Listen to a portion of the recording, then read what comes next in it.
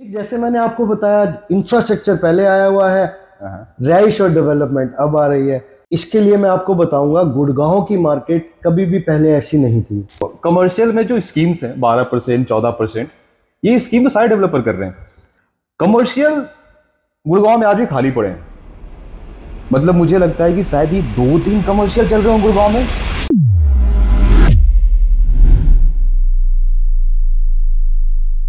Hello Dev, welcome to ग्रैग ज्ञान। कैसे हो आप? मैं बहुत अच्छा अभिषेक जी, आप बताइए कैसे हैं? बहुत बढ़िया। अब मुझे थोड़ा बताएं याशिका ग्रुप के बारे में। याशिका ग्रुप है क्या, इनके प्रमोटर कौन से हैं और इनके कौन कौन से प्रोजेक्ट्स अभी गुड़गांव में हैं और आने वाले टाइम पे कौन से प्रोजेक्ट्स नहीं लॉन्च करने वाले हैं? मैं बिल्कुल बताता हूं आपको। अगर आप प्रमोटर्स की बात करें तो प्रमोटर्स जो याशिका ग्रुप के हैं, basically they are from Faridabad. इनकी ऑटोमोबाइल पार्ट्स की इंडस्ट्रीज है फरीदाबाद में, पेट्रोकेमिकल प्लांट्स हैं वहाँ पे। और since 2010 they have been engaged in real estate very actively. Okay. Earlier they used to provide licensed land to builders like Paras, like DLF, ठीक है, like M3M। इन सबको हमने लाइसेंस लैंड प्रोवाइड करवाए हुए हैं। 2021 से मेन स्ट्रीम रियल एस्टेट में हम खुद से आए। हमारा पहला प्रोजेक्ट सेक्टर 70 में है, सॉलिटेयर के नाम से, ग्रुप हाउसिंग है, अफोर्डेबल। दूसरा हमारा प्रोजेक्ट है सेक्टर 104 में, ग्रुप हाउसिंग है, याशिका 104 के नाम से, अफोर्डेबल। तीसरा हमारा प्रोजेक्ट है सेक्टर 99A में, याशिका ग्रीन स्क्वायर के नाम से, again group housing, affordable. The project which we gonna talk about today, जहाँ पे हम आज बैठे हैं जिसकी चर्चा करने के लिए, वो हमारा प्रोजेक्ट है, हमारा फोर्थ प्रोजेक्ट है, लग्जरी कमर्शियल है, मेन द्वारका एक्सप्रेसवे पे, सेक्टर 109 में। और अगर मैं लैंड पार्सल की बात करूं, जैसा कि आपने मेरे से पूछा कि इनके पास लैंड पार्सल और कितना है, तो लगभग 70 to 85 एकड़ का लैंड बैंक है हमारा अभी, जो कि हमारा मेन द्वारका एक्सप्रेसवे, कुछ SPR रोड पे है और कुछ हमारा अपर द्वारका एक्सप्रेसवे पे है, जिसमें हमारे फ्यूचर में प्लानिंग है SCOs लेकर आने की, हाई राइज लेकर आने की, और कुछ में हमारी कमर्शियल की भी प्लानिंग। और ये प्लानिंग कब की है? ये प्लानिंग अभिषेक जी ऐसा है जी, साथ साथ ही चलते रहेंगे सारे। अब तो this is the fourth project. Luxury high rise हम लेके आ रहे हैं। लग्जरी हाई राइज आपको मैं कहता हूं कि नेक्स्ट ईयर मार्च से पहले पहले आपको याशिका का लग्जरी हाई राइज दिख जाएगा। ये बहुत बड़ी अनाउंसमेंट है। लाइसेंस हमने अप्लाई करे हुए हैं, कुछ हम अभी रिवील नहीं कर सकते। ठीक है, तो लाइसेंस एक बार हमारा आ जाए तो हम उसमें भी आपको खुद बुला के आपको बताएंगे सर। बहुत बढ़िया। अच्छा, मैं गुड़गांव की ट्रेंड को देख रहा था जी। कोविड से पहले बिल्डर फोर्ड का ट्रेंड था जी। कोविड के बाद एक ट्रेंड चला, प्लॉटों का ट्रेंड चला। प्लॉटों की दाम आसमान छू गई। फिर जो ट्रेंड शिफ्ट हो गया वो हाई राइज की तरफ शिफ्ट हो गया। बिल्कुल। अब नेक्स्ट ट्रेंड क्या है? नेक्स्ट ट्रेंड तो अभिषेक जी, अगर मैं आपको बताऊं, अगर मैं अपनी एक्सपर्टीज बताऊं, according to my opinion, commercial एक है अभी गुड़गांव में जो कि अभी जो अप्रिशिएट होना चाहिए था, जो कि अभी तक नहीं हुआ, which is over due from a long time. अगर आप होल सोल गुड़गांव की बात करें तो गोल्फ कोर्स रोड पे जो कमर्शियल है वो अप्रिशिएट हो चुका है, क्योंकि वहां पे बसावट आ चुकी है, लोग रहने लग गए हैं, अपार्टमेंट का वो प्राइस हो चुका है कि जो शायद आप और मैं अफोर्ड भी ना कर पाए। और उसके बाद अगर एक्सटेंशन रोड की बात करें, आप SPR रोड की बात करें, न्यू गुड़गांव की बात करें, द्वारका एक्सप्रेसवे की बात करें, तो रेजिडेंशियल अपार्टमेंट का या प्लॉट का रेट एक अपने सैचुरेशन पॉइंट पे पहुंच चुका है। लेकिन जो कमर्शियल का प्राइस है आज की डेट में, वो अभी तक वो एप्रिसिएशन कमर्शियल ने नहीं देखी, जो कि कमर्शियल को एप्रिसिएशन देखनी चाहिए थी। अगर हम अंडरडॉग परफॉर्म किया, कमर्शियल अंडरडॉग परफॉर्म करा, आपकी बात बिल्कुल ठीक है। तो इसमें कई चैलेंजेस रहे, कुछ डेवलपर के एंड से रहे, कुछ मार्केट का रिस्पॉन्स आप कह लीजिए उस ट्रेंड से रहे, और प्लस मैं आपको बताऊं कि जो भी चीज स्कीम जब तक बेचना बिल्डर नहीं छोड़ेगा तब तक कमर्शियल में एप्रिसिएशन नहीं आ सकती। इस पे आऊंगा थोड़ी देर के बाद। बिल्कुल आइए सर। Launches is everywhere. आप गोल्फ कोर्स रोड की बात करो, लॉन्चेस वहां भी हैं। एक्सटेंशन की बात करो, लॉन्चेस वहां भी हैं। SPR की बात करो, लॉन्चेस वहां भी हैं। न्यू गुड़गांव में भी लॉन्चेस है और द्वारका एक्सप्रेस में भी लॉन्चेस है। पैसा कहाँ लगा है? पैसा तो सर देखो, पैसा आदमी कहाँ लगाता है? पैसा आदमी एक तो अपनी एक्सपर्टीज के हिसाब से लगाता है, जो एरिया उसको समझ आता है, जो एरिया उसको मन को भाता है, मैं कहूँगा वो पैसा वहीं लगाता है। उसके बाद there are different types of investors in the market. एक इन्वेस्टर वो है कि जिसने कमर्शियल की अप्रिसिएशन अगर देखी है पहले, तो वो कमर्शियल में ही पैसा लगाएगा, ठीक है, वो रेजिडेंशियल में नहीं जाएगा। लेकिन कुछ जो बायर्स हैं जो आजकल ट्रेंड के हिसाब से चलते हैं, तो ट्रेंड के हिसाब से जो अपार्टमेंट का प्राइस भाग रहा है तो लोग उसकी तरफ ज्यादा इंक्लाइंड हो रहे हैं। लेकिन अगर मैं पर्टिकुलरली अगर अपनी सजेशन में अगर किसी को बताऊं तो मैं यही कहूंगा कि this is the right time to invest money in commercial market. At where again ये तो आपकी चॉइस ही रहेगी। कपूर साहब को पैसे लगाने हो तो कहां लगाएंगे? अगर मेरे को कहीं लगाने हो तो मैं द्वारका एक्सप्रेसवे पे लगाऊंगा। ओके आप मेरे से पूछेंगे मैंने ये क्यों बोला, तो मैं उसका भी आपको आंसर देता हूं। उसका मैं आंसर ये देता हूं आपको कि द्वारका एक्सप्रेसवे गुड़गांव का एक ऐसा एरिया है, द्वारका एक्सप्रेसवे हमेशा एक हॉटस्पॉट रहा है, हॉटस्पॉट रहा है, और प्लस ये एरिया एक ऐसा एरिया है जहां पे अगर आप गुड़गांव को थोड़ा हिस्ट्री के हिसाब से देखें तो वहां पे रिहाइश पहले आई, डेवलपमेंट बाद में आई। बिल्कुल सही बात है। इंफ्रास्ट्रक्चर बाद में बना। ये एक ऐसी जगह है जहां पे इंफ्रास्ट्रक्चर पहले बना, डेवलपमेंट और रिहाइश अभी आ रही है। तो ये एक ऐसा ट्रेंड है जो अभी तक मार्केट ने कहीं नहीं देखा। तो इसमें जो पोटेंशियल है आज की डेट में द्वारका एक्सप्रेसवे में जो पोटेंशियल है, मेरा मानना है कि पूरे गुड़गांव में कहीं नहीं हो सकती है। यूनिक क्या एक्सप्रेसवे में? यूनिक जैसे मैंने आपको बताया, इंफ्रास्ट्रक्चर पहले आया हुआ है, रिहाइश और डेवलपमेंट अब आ रही है।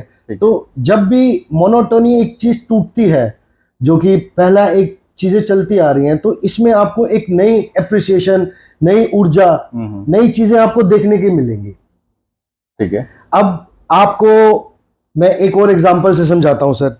जैसे कि आप अगर किसी को प्रॉपर्टी देने जा रहे हैं या मैं किसी को प्रॉपर्टी समझा रहा हूं, तो मैं ये समझाऊंगा कि सर यहाँ पे ये रोड आएगी, यहाँ पे सर ऐसा होगा, यहाँ पे ये चीज होगी। आज आप अपार्टमेंट 10,000 का ले रहे हैं, तो अगर ये रोड बन जाएगी तो ये अपार्टमेंट सर 15,000 का हो जाएगा, ये अपार्टमेंट 20,000 का हो जाएगा। That's a common pitch। तो प्रत्यक्ष के प्रमाण की जरूरत क्या, रोड तो बनी हुई है सर। रोड तो बनी हुई है, एप्रिसिएशन ही पेंडिंग है।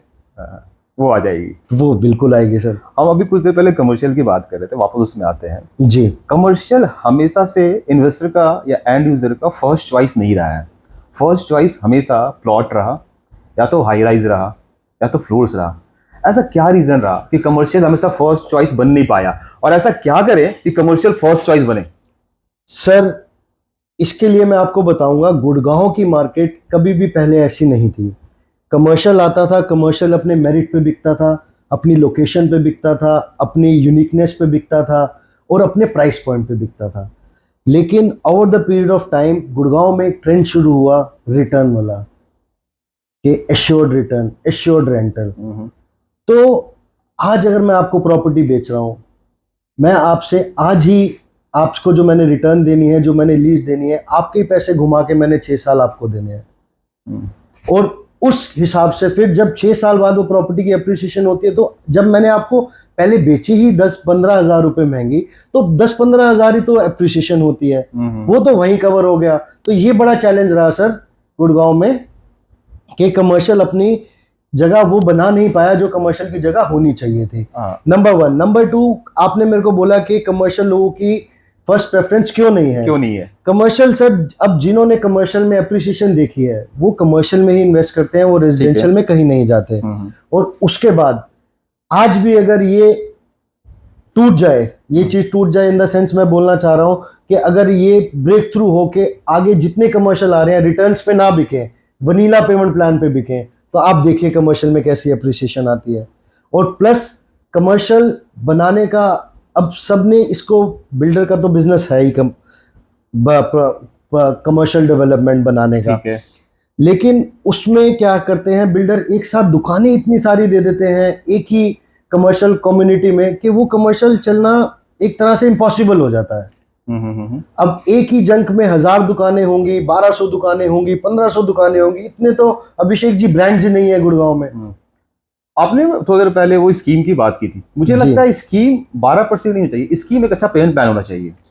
सर बिल्कुल अच्छा पेमेंट प्लान होना चाहिए आपको। अगर कमर्शियल में CLP पेमेंट प्लान आ जाए, कंस्ट्रक्शन लिंक पेमेंट प्लान आ जाए, आप देखिए कमर्शियल में क्या एप्रिसिएशन होती है।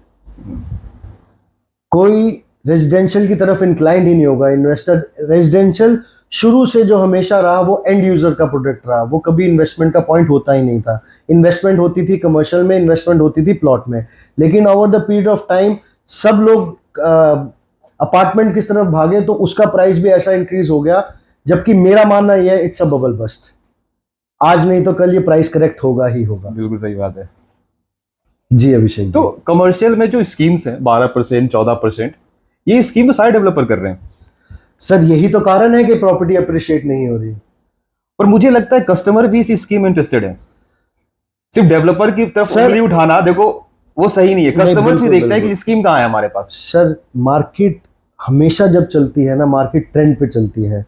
अब लोगों के, इन्वेस्टर्स के माइंड में एक परसेप्शन ऐसी बैठी हुई है कि मैं आज पैसे लगा रहा हूँ, मुझे आज रेंट मिलना शुरू हो गया। वो ये नहीं सोच रहे कि 3 साल बाद, 4 साल बाद जब आपको दुकान मिलेगी, वो दुकान कितने की होगी।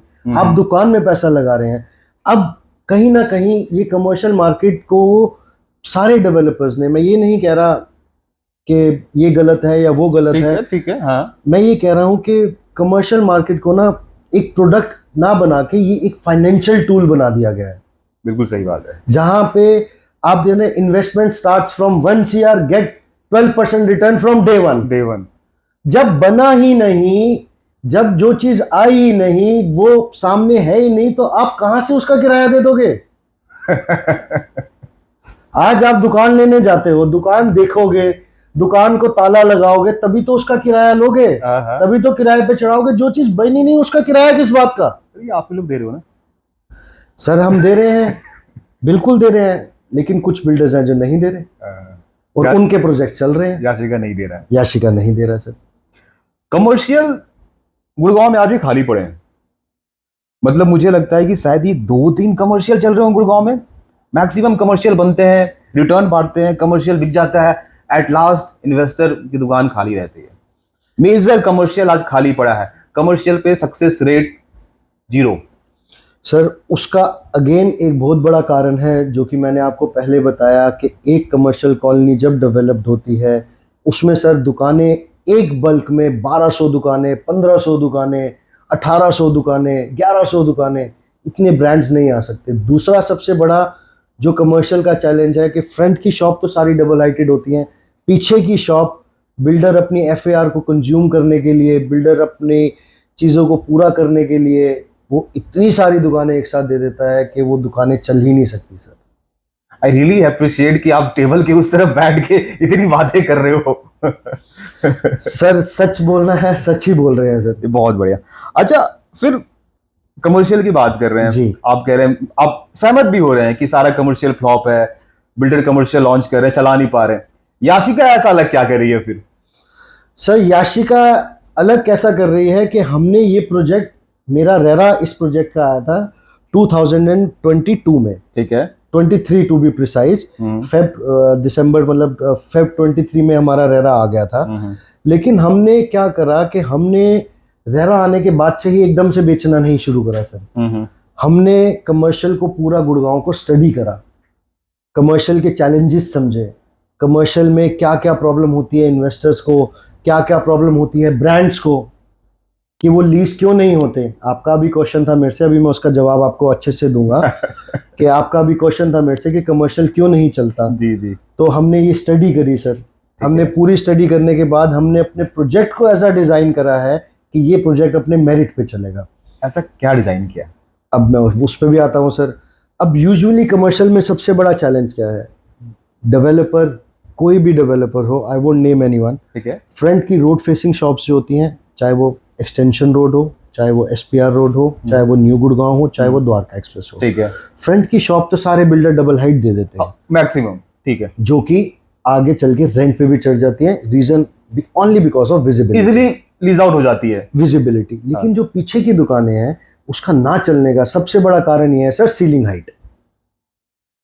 जो शॉप की सीलिंग हाइट होती है वो होती है 9.5 फुट, 10 फुट, 10.5 फुट, 11 फुट, जिसपे ना तो ब्रांड को विजिबिलिटी मिलती है, ना ब्रांड को स्टोरेज मिलती है, ना ब्रांड को वाइबिलिटी मिलती है। तो keeping that factor in mind, we have design our project in such a way कि इसमें जितनी शॉप्स हैं सारी डबल हाइटेड है। ग्राउंड फ्लोर पे सर, सारे फ्लोर्स पे, फर्स्ट फ्लोर पे, सेकंड फ्लोर पे, सारे फ्लोर्स पे शॉप्स हमारी डबल हाइटेड है। मेरा ग्राउंड फ्लोर की अगर आप बात करो तो it's double height 18 foot, upper ground floor की अगर आप बात करो तो double heighted 18 foot, first floor की अगर आप बात करो double heighted 15 foot, second floor food court और सिनेमा की बात करो तो वो भी अगेन डबल हाइटेड 15 फुट। क्या बात है। और प्रोजेक्ट में हमने, it's a project, we have designed a project First of all, I would like to tell you our project has been designed by UHA London, which is a well-renowned architect of this market, or even I say in of Indian real estate, I would say. तो उनसे हमने अपना project design करवाया है. Even जो हमने lobbies भी project की बनाई है, which is very rare to find in Gurgaon market. जो अगर मैं लॉबीज की बात करूं तो 50 फुट वाइड लॉबीज हैं हमारे प्रोजेक्ट में, जो पूरे द्वारका एक्सप्रेसवे का पूरे गुड़गांव में इस साइज के प्रोजेक्ट में नहीं है. 3.72 एकड़ का लैंड पार्सल है. इसमें छोटा सा हम कमर्शियल बना रहे हैं. टोटल 9 फ्लोर की हमारी बिल्डिंग है. 3 फ्लोर रिटेल के हैं सर. 1 फ्लोर पे फूड कोर्ट और मल्टीप्लेक्स है, और 5 फ्लोर ऊपर ऑफिस स्पेस है. और जितना हमने इसमें डेवलपमेंट करी है सारी डबल हाइटेड, और हमने नक्शे ऐसे डिजाइन करे हैं कि कोई भी शॉप मेरी ऐसे नहीं है जिसके बीच में पिलर हो. All shops are pillarless and all double heighted and pillarless shops. और जो सेंट्रल एट्रियम मैंने प्रोजेक्ट का दिया है, which is again one of its kind, that is 80 by 80 का सेंट्रल एट्रियम, जो 3.72 एकर्स के प्रोजेक्ट साइज में आपको पूरे गुड़गांव का, मैं दिल्ली एनसीआर में चैलेंज कर सकता हूं, आपको किसी प्रोजेक्ट में नहीं मिलेगा. अच्छा जी सर. मुझे लगता है लोकेशन का बड़ा एडवांटेज आपको मिलेगा इस प्रोजेक्ट में. Bang on Dwarka expressway. Sir आपको अब लोकेशन की आपने बात करी, तो मैं आपको लोकेशन के बारे में थोड़ा सा ब्रीफ देता हूं. आप शायद मेरे से ज्यादा ही अच्छा जानते हैं सर लोकेशन के बारे में. तो द्वारका एक्सप्रेसवे की अगर आप बात करें, जो जिस सेक्टर में अभी हम बैठे हैं, सेक्टर 109 में, which is the most habitable sector of Dwarka expressway as of now. Correct. तो यहाँ पे अभी भी इतने रेजिडेंट्स हैं जिनके लिए कमर्शियल यहाँ पे कुछ भी नहीं है. If they want to dine out, they have to go to the other side of the Gurgaon. If they want to buy something, they have to go to the other side of the Gurgaon. तो यहाँ पे एक commercial की अभी भी requirement इतनी ज्यादा है जो फुलफिल अभी तक किसी ने नहीं करी. तो being bang on Dwarka expressway, हम अपने प्रोजेक्ट को टीओडी लैंड में भी लेके जा सकते थे. हम इसमें 20 फ्लोर की बिल्डिंग भी बना सकते थे. But being a new name in luxury, what we have done, we have shrink our building to 9 floor ताकि ये प्रोजेक्ट जल्दी बने, जल्दी बिके, जल्दी चले. देव जी, प्रोजेक्ट में समझ गया. जी सर. प्रोजेक्ट को आपने बहुत ही बेहतरीन तरीके से एक्सप्लेन किया. Thank you sir. प्रोजेक्ट चलेगा कैसे सर? प्रोजेक्ट तो बना दोगे अच्छा, बिल्कुल, डिजाइन बहुत अच्छा है, 20 फुट की हाइट है, प्रोजेक्ट चलाओगे कैसे सर? सर प्रोजेक्ट चलाने का जो आप पॉइंट कह रहे हैं, अगेन मैं आपको कह रहा हूं कि प्रोजेक्ट ना चलने का और प्रोजेक्ट चलने का 2 ही कारण होते हैं. वो प्रोजेक्ट होता है खुद. तो मेरे प्रोजेक्ट में इतना मेरिट है, मेरी लोकेशन में इतना मेरिट है कि यहां पे अगर मैं आज की डेट में आपको नाम बताऊं, तो यहां पे मेरे पास लीज साइन करने नहीं आ रहे लोग, मेरे पास ब्रांड यहां पे खरीदने आ रहे हैं. मैं वही पूछ रहा था कि लीजिंग का क्या पर्सपेक्टिव है, लीजिंग कैसे देख रहे हो अपने प्रोजेक्ट में आप? क्योंकि देखो, प्रोजेक्ट बनाना तो ठीक है, आप बना दोगे, मुझे कॉन्फिडेंस है आशिक का प्रोजेक्ट टाइम से बना के डिलीवर कर देगा, और प्रोजेक्ट बहुत अच्छा है. यूएचए लंदन ने इसको डिजाइन किया है तो प्रोजेक्ट बहुत अच्छा है, उसमें कोई डाउट नहीं है. लेकिन लीजिंग कैसे करोगे आप, प्रोजेक्ट चलाओ कैसे, मेरा वही सवाल था. सर हमारे पास इस प्रोजेक्ट को, हमारा लेआउट देख के, हमारी टारगेट ऑडियंस ऐसी है, मेरे पास मेजरली इस प्रोजेक्ट में एंड यूजर्स हैं जिन्होंने अपने सेल्फ यूज के लिए दुकान खोली है. ठीक है. मैं अगर आप कुछ का नाम अगर आप मेरे से पूछना चाहें तो मैं आपको नाम भी बता देता हूं. Please please please. Sir ji town बाजार है, उन्होंने यहाँ पे हमारे पास एरिया खरीदा है. जी टाउन कैफे है, उन्होंने हमारे पास यहाँ पे एरिया खरीदा है. लेबेना एक मिडल ईस्टर्न क्यूजीन है, उन्होंने यहाँ पे रेस्टोरेंट एरिया हमारे से खरीदा है. ठीक है सर. उसके बाद लिली एंड बीड्स है, लेडी बैग्स बनाते हैं, इन्होंने हमारे पास एरिया खरीदा है. ठीक है सर. उसके बाद एक्स फैक्टर करके एक बहुत बड़ी चेन है जिनकी, उन्होंने हमारे पास एरिया खरीदा है. महालक्ष्मी ज्वेलर्स है, Dhanlakshmi and Mahalakshmi, they are 2 brothers, इन्होंने हमारे पास फ्रंट की 2 फ्रंट फेसिंग शॉप्स ली हैं. ठीक है. जो जिसपे वो अपनी ही शॉप्स खोलेंगे यहाँ पे. तो that is the potential of the location, that is the potential of the project. Again I am saying कि प्रोजेक्ट चलने के 2 ही कारण होते हैं. इनफैक्ट एक ही कारण होता है प्रोजेक्ट चलने का, वो होता है प्रोजेक्ट खुद. बिल्कुल बिल्कुल. तो प्रोजेक्ट आप अच्छा दीजिए, प्रोजेक्ट आप, अगेन एक पॉइंट इसमें मैं और ऐड करता हूं आपका, और थोड़ी सी क्लैरिटी आपको देता हूं, आपके व्यूअर्स को मैं क्लैरिटी देना चाहता हूं कि कमर्शियल ना चलने का कारण, अगेन वही मैंने बात बोल दी कि 1500 दुकानें 1400 दुकानें साथ चलती हैं, लेकिन छोटा कमर्शियल जो होता है ना सर, पूरे गुड़गांव में कोई ऐसा छोटा कमर्शियल नहीं है जो खाली हो. मैं आपके व्यूअर्स को ये बोलता हूं कि आप पूरा गुड़गांव घूम के देख लीजिए और एक छोटा कमर्शियल बता दीजिए मेरे को, चाहे वो एक्सटेंशन रोड पे हो, एसपीआर रोड पे हो, न्यू गुड़गांव में हो, द्वारका एक्सप्रेस पे हो, और वो खाली हो. ठीक है. अब मेरे प्रोजेक्ट में कुल दुकानें ही 180 हैं सर। मल्टीप्लेक्स में 7 दे रहा हूँ, फूड कोर्ट में 7 दे रहा हूँ, ऑफिसेज भी दे रहे हो, ऑफिसेज में 7 दे रहा हूँ, और most habitable sector of Dwarka expressway में मैं आपको प्रोजेक्ट दे रहा हूँ। तो सर ना चलने का तो कोई कारण ही नहीं है ना।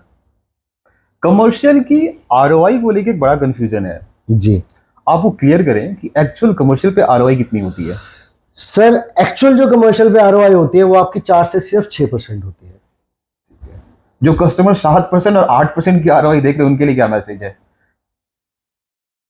जाग जाओ सर, सवेरा होने वाला है। कि 7 और 8% पे कोई कमर्शियल आता है? 7 और 8% पे सर अनरियलिस्टिक कमर्शियल की मार्केट आज तक कभी नहीं चली। आपकी प्रॉपर्टी एप्रिसिएशन साथ साथ होती है, दैट इज डिफरेंट थिंग, लेकिन आपकी आरओआई 4% में बैंक आपको मिलता है, 6% में और कोई आपको मिलता है, 4 से 6% ही होती है। अगर बिग ब्रांड्स की अगर मैं बात करूं तो अब एक ट्रेंड नया चेंज हो चुका है, माइट भी अभी आपके व्यूअर्स को ना पता हो, मैं अपडेट कर देता हूं प्लीज, कि जितने भी अभी बड़े ब्रांड्स जो रेवेन्यू शेयरिंग पे आते थे, जो कि 8% पे आते थे, आजकल वो 6% पे आ रहे हैं सर। रेवेन्यू शेयरिंग की बात कर रहे हो? रेवेन्यू शेयरिंग, मिनिमम गारंटी उन्होंने बढ़ा दी, जो कि पहले कम होती थी अब ज्यादा कर दी। लेकिन अभी ब्रांड जो नई फ्रेश लीज साइन हो रही है, अगर कोई पुरानी लीज साइन हुई है तो उसका मैं बोल नहीं सकता, लेकिन जो फ्रेश लीज अभी साइन हो रही है सर, वो आपकी 6% रेवेन्यू शेयरिंग पे हो रही है। बहुत बढ़िया। कोई इन्वेस्टर या एंड यूजर अगर कमर्शियल प्रॉपर्टी देख रहा है, आपकी एक्सपर्ट एडवाइस क्या, बुलेट पॉइंट बताएं हमें, किन किन पैरामीटर को देख के वो कमर्शियल अपनी चेकलिस्ट को तैयार करें? सर कमर्शियल में कुछ ही पॉइंट देखने होते हैं, कोई ज्यादा कोई रॉकेट साइंस तो है नहीं सर। एक location, connectivity, infrastructure and price, ठीक है। ये 4 अगर आपको चीजें अगर अच्छी मिल रही हैं। What about builder? बिल्डर तो देखो सर, अगेन अगर आप बिल्डर वाला पॉइंट बोल रहे हैं तो बिल्डर तो सर अगर ये तो आपको ही R&D करनी पड़ती है। At the end of the day it's a buyer decision. Correct, ठीक है ना सर। कुछ पुराने बिल्डर भी टाइम से नहीं डिलीवर कर पाते, कुछ नए बिल्डर मार्केट में अपने आप को एस्टैब्लिश करने के लिए वो चीज बना के दे देते हैं कि जो कोई एक्सपेक्ट भी नहीं कर सकता। तो मेरा मानना ये है कि एक बार आपको समझना चाहिए, एक बार सामने वाले का विजन देखना चाहिए। बिल्डर कोई नया कोई पुराना नहीं होता सर, शुरुआत किसी ना किसी ने हर जगह ने कभी ना कभी कहीं ना कहीं से करी है। बिल्कुल ठीक है सर। तो अगर आप नए बिल्डर पे इन्वेस्ट करते हैं तो आप एक बार के लिए उस बिल्डर पे ना इन्वेस्ट करके उसके विजन पे इन्वेस्ट करके देखिए, उसके प्रोडक्ट पे इन्वेस्ट करके देखिए। ये कहीं आप अपने लिए बात तो नहीं कह रहे हो? बिल्कुल कह रहा हूं सर। क्यों नहीं कह रहा।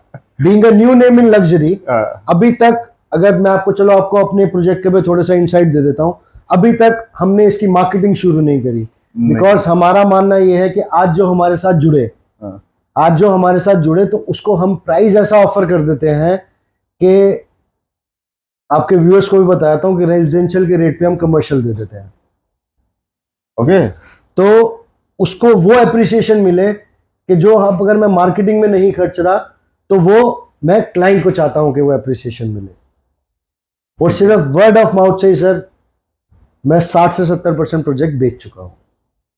ओह, 70% project sold out already? Yes sir. Great. सिर्फ प्री लॉन्च में ही। ओके जी सर। ठीक है। कंप्लीशन कब है प्रोजेक्ट का? कंप्लीशन है सर हमारी दिसंबर 2026 में। ओके, ठीक है। लगभग 2 से 2.5 साल का मेरा प्रोजेक्ट है। नितिज्ञा बिल्डकॉम को हमने सर अपना कंस्ट्रक्शन कॉन्ट्रैक्ट दिया है, जिन्होंने अब तक 200 से ज्यादा दिल्ली NCR में बिल्डिंग्स बनाई हैं। To name few of those, Elan का एपिक है, मिरेकल है, M3M का कॉर्नर वॉक है, टी पॉइंट है। तो they are well renowned name in the industry. So basically what we have done, being a new name in luxury, we have brought two well-known name of the industry to the table. To start with, we have designed our project from UHA London and we are getting it constructed from Nitigya Buildcom, sir. Okay, Titev ji, thank you so much for your time. Thank you, Abhishek ji. Thank you so much.